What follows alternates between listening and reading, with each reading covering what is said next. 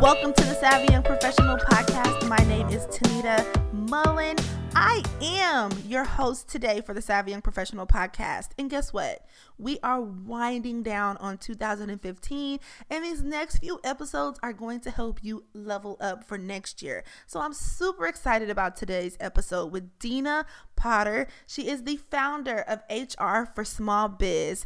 She is a HR professional with over 17 years of working with large corporations and big businesses like ADP and Disney. She is a Spanish bilingual and bicultural human resource leader, and she helps organizations launch their HR departments. She helps nonprofits, healthcare, higher education, hospitality, anything you can think of. She is specializing in human resources. So we're going to get into resumes today, the one thing that everybody wants to know more about. We're going to talk about what you should have on your resume, how you can land that next job. What are the trends? What are people doing? I want you to listen really closely to this episode because I think you're going to be very surprised to hear that it might not be what you think. It's 2015. We're coming up on 2016. And I got to tell you guys, sometimes you just got to go back to the basics. So you'll find out more in this podcast. Listen up.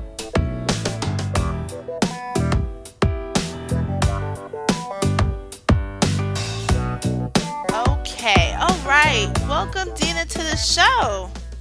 Thank you for having me. Great. So I already did a little intro before we started here and kind of told people a little bit about you. So why don't you give us your rundown and you let us know about what you do and how you started your business. Sure. Well, I have been in the human resource field for 20 years now or so. And it makes me feel old when I say that. But have been blessed to have worked with lots of different organizations like Disney, ADP, Fortune 500 organizations that have allowed me to really grow the depth and breadth of my career. And now I'm applying those best practices that I've been able to gather throughout my years in working for best-in-class organizations and get to apply them to the small business community. I decided to start my business as an HR boutique consultancy firm to be able to help small businesses be more strategic about the way that they handle their people operations and help them understand what they may not necessarily be aware of. A lot of small business owners, I feel, are underserved when it comes to human resources. And oftentimes they just don't know what they don't know. So they could be doing some things to get themselves in trouble without really realizing it. So I want to step in to help them growth hack their business and do so in a way that allows them to have peace of mind.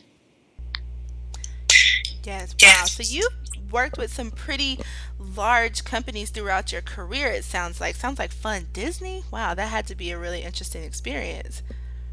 Yeah, it was. I was a college recruiter, so I got to travel throughout the United States, really, because my first assignment was in the coldest states possible. I lived in Florida at the time, and I was traveling to Massachusetts, Connecticut, Maine in the middle of winter. It was not necessarily the funnest, but I got to understand what a nor'easter was.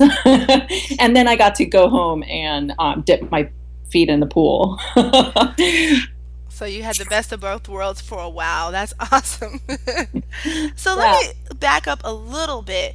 So you've mentioned some pretty large names, and I really want to give people an idea of what small business is. I think a lot of people have an idea when someone says small business that we're thinking like, really, really, really small, one or two person type of situation. But small business is actually could be a pretty nice sized company. Am I right? It could. A lot of folks refer to small business as to any organization that has less than 500 employees. I've really been focused on entrepreneurs who are solopreneurs and are getting ready to make their first hire. The way I position it to them, and I think it's really the case, is that when they go make their first hire, that is going to be 50% of their workforce. So they really want to make sure they're making a good fit decision and not just necessarily hiring someone because they're desperate and looking to meet those client deliverables. Um, I also focus on organizations that have 1 to 25 employees. It's usually those organizations, the ones that I feel like need the most help. They're starting to really work on company culture or creating a company culture. And if they don't do so mindfully, it just happens, right? And so I want folks to be able to think about that more strategically. But really, so that's really my sweet spot. That's really where I want to make an impact and make a difference. But it could be anywhere from one employee to 500 employees. Wow, that's a nice range.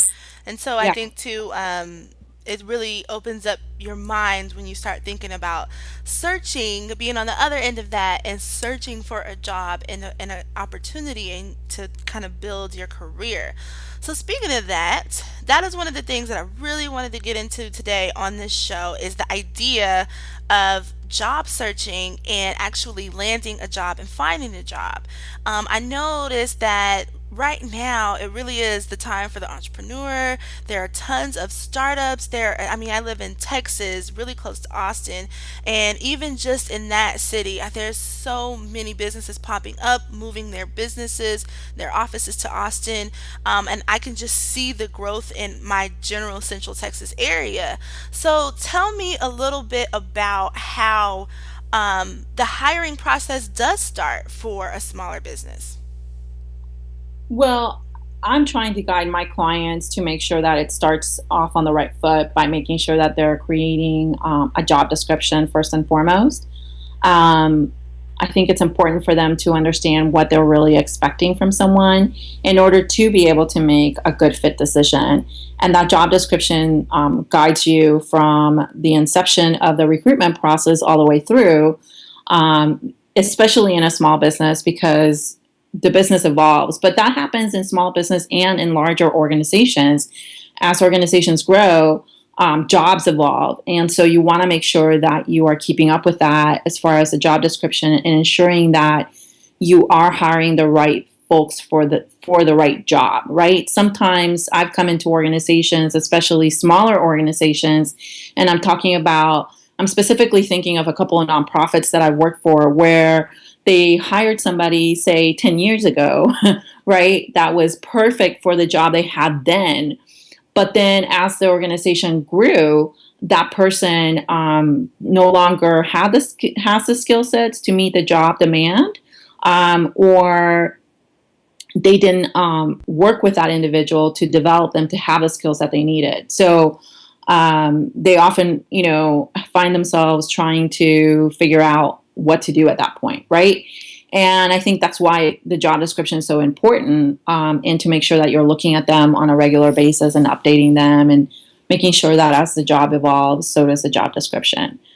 So I usually start with that when I'm working with a small business client and then helping them figure out what they really want to offer from a benefit standpoint to be able to be competitive. And oftentimes those benefits don't necessarily have to be tied to what we traditionally think of benefits, especially with the Obamacare options that we have out there now. I think that it's definitely opened the field for small business clients to be more competitive and be able to offer not just medical, dental benefits, but also be able to expand in areas where larger businesses are not able to. So, for example, I've seen a lot of startups, especially in small business clients, offer unlimited paid time off, flexibility of work hours, and so those are things that I think are changing the way that we work in the U.S. And appealing to a lot of folks, especially those that are looking for more flexibility in their work schedule. Yes. I definitely see where you're going with that, and I see that as well. And so that actually leads me to a pretty good question here. So you talked about times changing. People are a little bit flexible in some of the perks and some of the the benefits that they're adding to the jobs now. And I know, especially with startups, things absolutely move fast. So what are some of the things that people are doing, some of maybe your clients or people that you know of, when they're hiring? What are the trends that you see from people who are actually doing the hiring here, now that things are so evolved and there's so many ways to pull resumes and find talent? How are people finding their talent now? Well, I think that that's a bit of an overwhelming piece, right? Yeah, there's like 10,000 job boards now. There's LinkedIn, there's lots of different places to be able to find talent. And you have a lot of resumes being submitted for positions. I'll tell you, I just recruited for one of my small business clients for a marketing position as well as for a business development executive admin position. And um, just for those two positions, I think I received over 1,000 resumes. Wow. So, it's difficult for a small business who doesn't have a dedicated recruiter or a dedicated HR person to sift through that many resumes. So I think for them, and this has been the case not just now, but in it's advice I give everybody. I think that's where your network is really important. I see more and more small business clients, especially, especially because they're wanting to make sure that they are making right fit decisions, look to their network to get referrals for individuals that they might want to interview or consider for a specific position. So word of mouth is still the way to go. And I think that's the case, not just in recruiting, but in everything that we're seeing happen, right? Like social media, content marketing. That's why that's so big right now. So, if you're out there and looking for a job, I think growing your network and making sure that you're letting people know that you're in the job search is really important. That is music to my ears, Dina, honestly, because I think I get that question a lot, especially here in where I'm at in Central Texas, and just this very transient community. I hear that all the time. Well, how can I get this job? Or I'm not really sure. Or, I keep applying for the same position and I'm not getting any feedback. And so it's really nice to hear someone let us know that it really is. Encouraged for someone to have a really strong network and to use that network, because a lot of the times that's what you do that for. You go to things and you really try to meet people and make connections so that in the future, if need be, you do have people who you can let them know that you are on the job search. So good old networking never hurt. And so if you're listening to this, I just hope that you're taking notes, because there are tons of ways to put your resume out there, and you could, start your own blog and have your own website and have your resume online, but nothing beats the power of a network. So thanks for that one. All right, so the next question I kind of want to get into is, we talked about what people are doing to find talent, and the trends, and what's going on. But from the other side of it, what do you see people doing to get and land jobs now? Because you mentioned that you had a client that had 1,000 applicants for one position. What are some of the things that you see people doing that actually help them stand out from 1,000 people? Well, I can tell you this. It's really basic stuff, and I don't know if we are just becoming so as a society, we're just becoming so less conscious, I guess is the right word, for how we're presenting ourselves. But it's just the basic stuff, really. Like I can tell you, as I'm sifting through these resumes, some people submitted cover letters that were clearly for a different job, or didn't even have the right job title in it. I can understand that you're applying and you're, putting in 10 resumes a day or 5 resumes a day, whatever your goal is per day.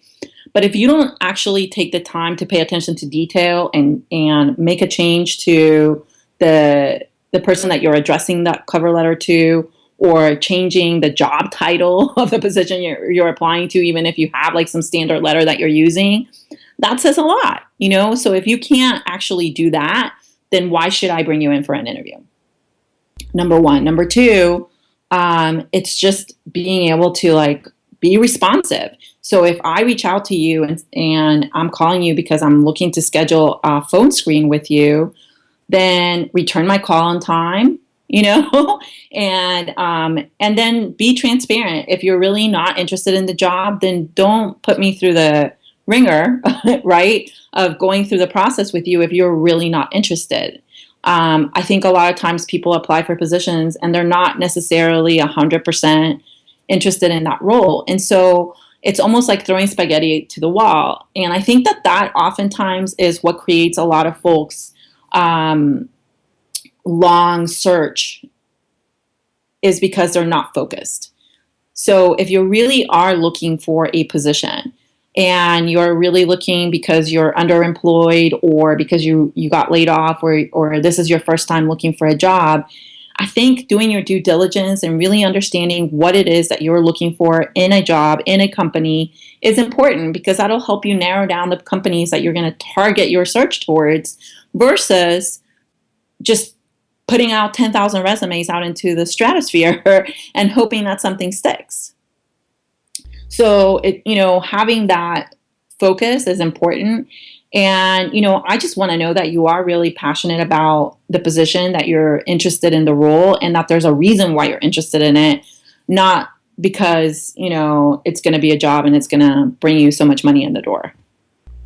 That is pretty powerful information for anybody that's listening, because I think, especially when it comes to the job search, and I think more so when people are looking and they're not employed, I think that's when they miss those details almost, because you're searching, you're ready to work, or you're looking for a job because you think you need one now, and it's really enlightening to hear you say that these are really basic things that people can do. I mean, you can just make sure you check that cover letter, make sure that you are available. It's so interesting because a job that I actually got, I ended up getting a second interview, but I didn't know about it because the person who sent me the information, their email went into my junk mail. And I was up late one night. I was thinking about this job because I really wanted it, like you mentioned. And I said, man, I don't know what happened. The first interview went really pretty good. And so I just so happened, because I really wanted this job, to check my spam, because I was looking for a response. And wouldn't you know, it was 3 a.m. in the morning. I will never forget this. And there was an email in there from about 4 days ago from when I checked it that said, we really, really, really liked you. The first interview, would you please come in for a second? So that's what happens when you're focused. And I really appreciate you telling the audience that, because when you are focused, then those are the little things that you look for. Those are, you're making sure you're checking that if someone's, getting back with you, and I think that's some really good, solid tips for people who are actually in the job search. Yeah, I mean, it's the little things that make a big difference, and at the end of the day, I can tell you that, especially right now, there is, we're talking about trends, and I think that there is a lack of talent out there. And so employers are being more open-minded about training individuals. So I always tell my clients, you need to find the person that can do the job. And that doesn't mean that they have all the skills that you need, because if I really need you to be able to email, for example, I can teach you how to email, right? But I can't teach you motivation, and I can't teach you work ethic. Those are the things that you need to bring with you. And so those are the things that I encourage my clients to look for when they're interviewing a candidate. And do they have the aptitude and skills to be able to learn what you need them to learn, right? And that's a win-win situation, because a lot of folks are looking for that professional development within any job that they are looking to apply for. They want to continue to grow and be challenged and have advancement opportunities, and you need to find an organization that's willing to invest in you in that direction. But then you need to be able to show them that you have the ability to learn the skills that they need you to learn if you don't currently have them, and that you have the motivation to be able to do that. And so how do you display that motivation when you're going through the job, like just the initial steps of the job search process? It's by following up, it's by being responsive when people reach out to you. It's by sending those thank you letters. It doesn't have to be a long, drawn out paragraph, but just sending something saying, thank you for the interview. Thank you for taking the time to speak with me, and maybe highlighting something else that, you got out of that interview that says, I was listening. It's not really that complicated. I think we tend to make it overly complicated, but it really isn't. And it's those things that make somebody stand out. Right. And what I like about what you're saying is that these are things that people can do on their very next interview. This isn't something that's going to take you a lifetime to learn. It's not something that you have to go to school and learn. You can absolutely do these things that Dina is talking about if you're listening to the show. And it just takes being conscious, and it takes just being mindful that they are looking for a candidate and you are interviewing. And also, one thing I really thought that was interesting that you touched on is that it's a two-way street. So if you don't want to work somewhere, or you don't like something that's happening in the interview process, or maybe it's something that's missing for you personally, that it's okay to tell them that this is not a good fit, instead of putting yourself through the process and not calling back, not following up, or furthermore taking a position that you don't like and they end up having to let you go anyway. So it's a two-way street is what I hear you pretty much saying when it comes to the job search. It's like dating. It really is. It's like dating, like your resume is your online dating profile, right? You want to make it as attractive as possible, but you don't want to say everything because you still want to have something to talk about it during your date. And, you definitely want to make sure that you're putting your best foot forward, but you wouldn't continue to go on date number 2 if date number 1 wasn't the best, right? So being that honest with yourself and that honest with that other person, in this case, the employer, is really important, because it's about spending 8 hours a day somewhere, right? So you want to make sure that those 8 hours are being spent productively, and that you're happy doing what you're doing, and that you're going to want to get up in the morning to go to that job.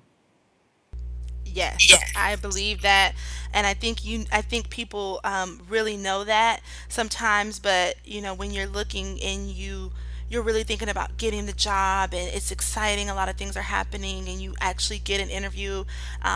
I think we forget that this is your future that you're talking about. So whether it be 6 months, a year, or 6 years, you really do have to make sure that this is someone that you want to quote unquote date for a while. So I think that was a great example. So we talked, we're giving some pretty solid information, and I really want to kind of dig in here. And I want to ask you, when it comes to young professionals, I mean, there's so many opinions about young professionals right now, and what the perception is, and what we are, and what the skill set is, and what we believe. But, at the end of the day, we all want to find work that we absolutely enjoy doing, and we want it to be a win-win, and, a two-way street for both ourselves and the people that we work for. So could you just give me 3 things that you feel like young professionals should understand when they are job searching, or putting their resumes together, or just in that process of trying to find that right fit? What are 3 things that you think that they could focus on that can really take them to the next level? Well, I think it's definitely about interviewing is not something that comes easily to a lot of people. So I think sometimes anybody, and this doesn't just apply to millennials. I think millennials get a lot of bad rap, but it everybody needs to acquire that skill set, right? And so sometimes taking the time to practice interviewing is really important. A lot of people don't do that, and I think it takes the nervousness out of it. What I've found in younger people who are coming out of college and going into interviews is that they're just scared out of their minds when they go into the interview process. And when you're operating out of a place of fear, a lot of stuff is not going to go right. And as much as people can overlook the fact that you might be nervous in an interview process and that it's not really your true self that's going through that interview, it's still, like painting the picture of who you are. And so, as much as somebody can, overlook the nervousness, you still want to be able to present yourself confidently and be able to present what it is that you bring to the table. So that would be my first thing, is practice interviewing. Make sure that you understand what type of questions you might be getting asked in an interview process. And oftentimes, I'll tell you, I do behavioral interviewing. So what that is focusing on situations, behavior, and outcomes, mostly because historical perspective into somebody's experiences usually is indicative of future behavior. And so I'm looking for you to tell me a story. Tell me a story about how you may have handled a customer service issue. Tell me a story about how you go about decision making. And so a lot of times those questions are throwing people off because they don't have a ton of interview experience or a ton of work history to draw from. But I think that's where being able to really dig into any volunteer experience or projects that you worked on with folks in school can be helpful.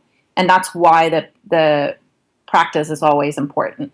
That's my huge number one. That probably is number one, number two, and number three. And I would say number two is, oftentimes I think folks want to look trendy, and that's cool. But when you're going into an interview, you definitely want to present yourself as professional. And I've seen folks dress in a way that doesn't always portray that. And so be mindful of that when you're getting dressed and going into an interview. And understand what type of environment you're walking into. I understand now startups and a lot of companies have a more casual dress code, but you're still going in for an interview. So you want to definitely dress professionally. And number three is that follow-up. Like I said before, take the time to write that thank you. It's definitely going to make you stand out. Great. I love those three tips because not only are they things that we can actually do, but they're really simple. And I do agree with you that sometimes people overcomplicate the job process and finding a job and interviewing, especially when you start to get, you get your entry level job and now you want to take it to the next level and you want to, get promoted and those things. But sometimes even when you're trying to do that, it sounds like from what you're saying, it's still okay to go back to the basics. It's still okay to write those letters, show up looking polished, do your research on the company, make sure you want to be there and you know something about the people that you say you want to work for. So I like the fact that all of these ideas and these tips that you're giving us are just the basics. And it sounds like to me that in order for you to stand out, that you might have to go back to a little bit of the traditional basics. Don't do any of the cool, trendy, quote unquote, things that people are saying that you need to do to land gigs. And just really, go back to the basics is what it sounds like. Well, even in a startup, folks want to just hire the person that they feel are most confident can get the job done. So how do you do that? How do you present that to somebody if you're so focused on the shiny object? See what I'm saying? Yeah, it's cool to be able to show your creative side, but I think that comes after you've positioned yourself as a credible source. Yes, absolutely. I believe that too. I think that, once you're in there, then it's time for you to show, that creativity or that, just things that you can actually, help with the culture and bring to the table. But I also think too, one of the things that I think was strong that you said is that, really knowing that you want to work there and investigate the culture. See if that's a place that you want to be because the interview is an interview and that'll be over. But is that some place that you want to stay? So Absolutely. I think those are rock solid tips, and I hope that if you're listening to this right now that you have your pen and paper going and you are writing some of these things down to take with you on the next job search. So Well, we're as right. a Go ahead. bonus, yeah, as a bonus, I think one of the things I want to also emphasize, because you just brought this up, I understand people want to stand out and they want to show folks how they're going to be able to bring something to the table, right? What I've seen in a lot of interviews is that folks have a hard time presenting that. They either overshoot it or undershoot it, and it's about finding that fine balance. If I'm making any sense here, um, sometimes you don't want to come in too flashy, and you also don't want to like go wah wah, right? So it's about finding the balance and helping people understand what it is that you really bring to the table. And so every question you get is an opportunity Yes. to really highlight what skill sets you have that are going to help the organization move forward. And that does require doing some homework, like you just said, about the company and about why you're passionate to work there. And I think that those are the things that are really going to help you move forward in any interview process, um, and assist you in down the road, also building the relationships that you need to grow your career within that organization. Absolutely, and I thank you for that bonus. And I think it's safe to say that you can be yourself, and we're not saying you can't be yourself. It's just that you just got to find, like you said, that perfect balance. So we're about to wrap up on this interview, and I always ask my guests, excuse me, I always ask my guests this last question because I think it really provides everybody with a lot of insight, and it kind of gets our minds thinking about things. So if you knew back then, maybe in the beginning of your career or your business, what you know now, what you've gathered so far in your 17 years of experience, what would you do different or what would you tell yourself? That's a great question.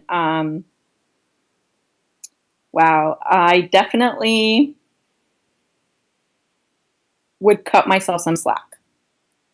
I think sometimes we're our own worst critics, and we definitely can be really hard on ourselves. So I would definitely go easier on myself and allow myself to make mistakes and just really learn from those mistakes and move forward, as opposed to spend time beating myself up about stuff.